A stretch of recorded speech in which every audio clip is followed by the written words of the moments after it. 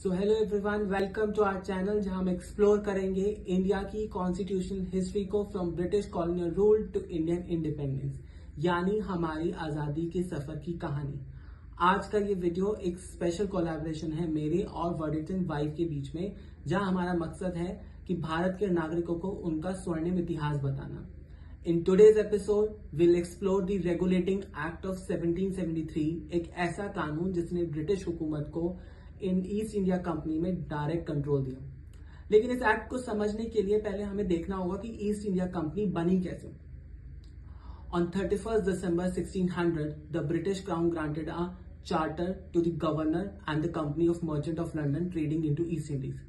Thus, East India Company was born as a purely commercial venture with no ambition of ruling a foreign land. It had no chartered right granted in India. It came simply as a body of trader. यहीं से east India company का जन्म हुआ, जो एक commercial company थी।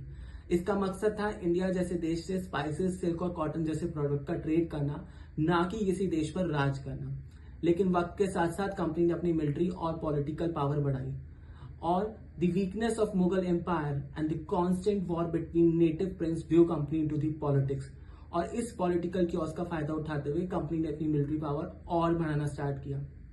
1957 में battle of Plassey हुई, जिसमें रॉबर्ट क्लाइव ने सिराजुद्दौला को हराकर बंगाल में अपना फुटहोल्ड बनाया। इसके बाद 1764 में बैटल ऑफ बक्सर हुई, जिसमें कंपनी ने शाह आलम, नवाब ऑफ अवध, नवाब ऑफ बंगाल को हरा दिया। 1757 के बैटल ऑफ प्लासी और 1764 में बैटल ऑफ बक्सर जीतने के बाद कंपनी को बंगाल, बिहार, उड़ीसा में दीवानी राइट्स मिले। जी हाँ, दीवानी rights means right to collect the revenue. ये वो मोड़ था जब एक व्यापारी कंपनी सरकार जैसा व्यवहार करने लग गई। However, the company's rapid extension brought serious challenges.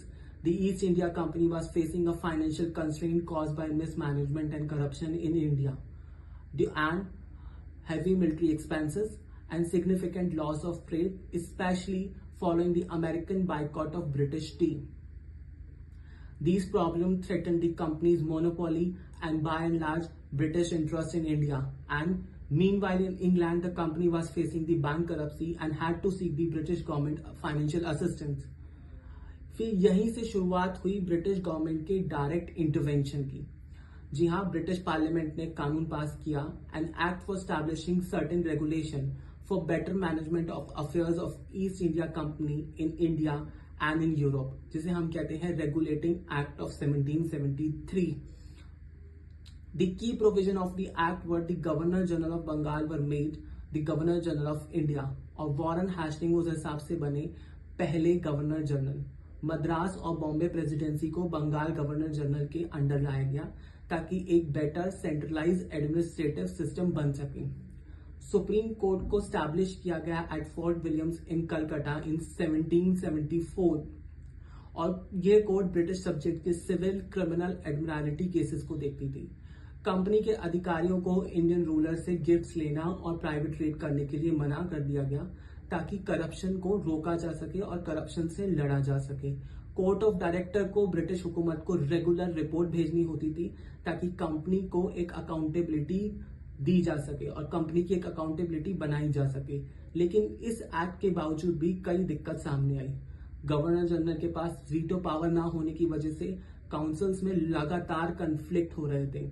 Supreme court का जुरिस्डिक्शन क्लियर ना होने की वजह से लीगल कंफ्यूजन बना हुआ था। करप्शन पूरी तरह से नहीं मिटा, और मद्रास और बॉम्बे प्रेसिडेंसी को बंगाल के अंडर लाने से और एडमिनिस्ट्रेटिव टेंशन क्रिएट हो गया। इन सभी चीजों को देखते हुए फिर भी हम कहते हैं रेगुलेटिंग एक्ट ऑफ 1773 एक माइलस्टोन था, जहां से ब्रिटिश हुकूमत ने पहली बार इंडिया में अपनी फॉर्मल प्रेजेंस बनाई। इसके बाद हम देखेंगे पिट्स इंडिया एक्ट ऑफ 1784, जिसमें पार्लियामेंट का कंट्रोल और ज्यादा बढ़ गया। Thus began the long process by which our nation acquired an empire by an accident and attempted to govern by parliamentary experiment. तो दोस्तों, आज हमने जाना कैसे एक ट्रेडिंग कंपनी ने भारत पर राज किया और कैसे 1773 के एक्ट ने ब्रिटिश कंट्रोल की इंडिया में शुरुआत की। अगर आपको ये वीडियो पसंद आया तो लाइक करें, शेयर करें, सब्सक्राइब करें। अगला एपिसोड हमारा पिट्स इंडिया एक्ट ऑफ 1784 पर होगा, जिसमें हम देखेंगे कैसे पार्लियामेंट ने कंपनी के ऊपर और ज्यादा नियंत्रण हासिल किया। धन्यवाद। जय हिंद।